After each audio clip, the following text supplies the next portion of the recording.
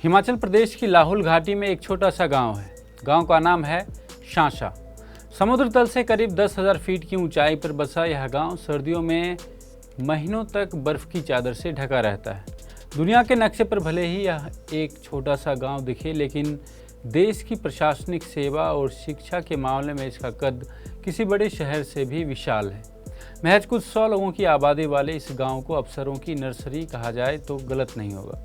यहाँ का हर दूसरा घर किसी IAS, IPS, डॉक्टर या इंजीनियर की कहानी बयां करता है। लाहौल घाटी का शांशा गांव हमेशा से ऐसा नहीं था। अटल टनल बनने से पहले सर्दियों में जब रोहतांग दर्रा बंद हो जाता था तो ये इलाका 5 से 6 महीनों के लिए पूरी दुनिया से कट जाता था।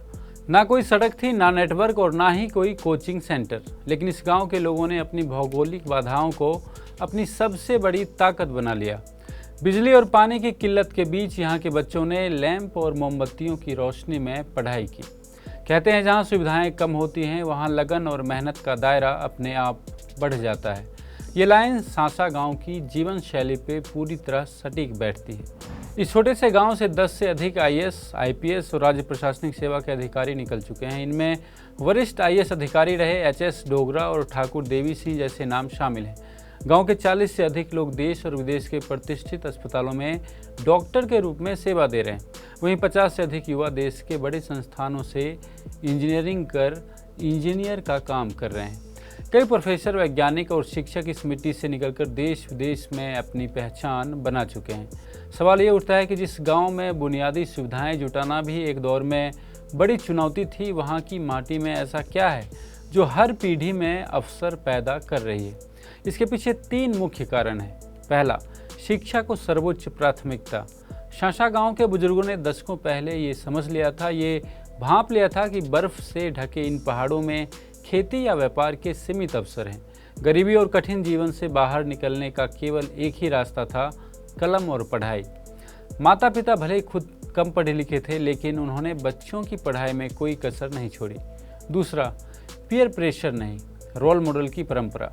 जब गांव का एक बच्चा IAS या डॉक्टर बनता है तो वह पूरे गांव का मार्गदर्शक बन जाता है, उसका मसीहा बन जाता है। गांव के बच्चों के लिए प्रेरणा की तलाश में शहर जाने की जरूरत नहीं पड़ती। उनके अपने चाचा, ताऊ या पड़ोसी ही उनके लिए सबसे बड़े रोल मॉडल बन जाते हैं। सीनियर छात्र हमेशा जूनियर भाई बहनों को किताबों से लेकर परीक्षा रणनीति तक की गाइडेंस देते हैं। तीसरा, सामूहिक अध्ययन यानी कि पीर लर्निंग। सर्दियों के महीनों में जब बाहर बर्फबारी होती थी तो गांव के युवा एक साथ बैठकर पढ़ाई करते थे। सामूहिक चर्चा और एक दूसरे की मदद करने की ये संस्कृति आज भी इस गांव की सबसे बड़ी ताकत है। आज जब शहर के छात्र लाखों रुपए की कोचिंग और AC कमरों के बावजूद तनाव में आ जाते हैं, तब शांशा गांव हमें ये सिखाता है कि सफलता का रास्ता कोचिंग की फीस से नहीं बल्कि मजबूत इच्छा शक्ति से तय होता है। लाहौल का यह छोटा सा गांव साबित करता है कि अगर सोच में जज्बा हो तो दूर दराज की बर्फीली चोटियां भी आपके सपनों की उड़ान को रोक नहीं सकती, उसमें पंख लगाती है। आप देख रहे थे एजुकेशन TV 9। एजुकेशन से जुड़ी अन्य खबरों के लिए लगातार देखते रहिए एजुकेशन TV 9।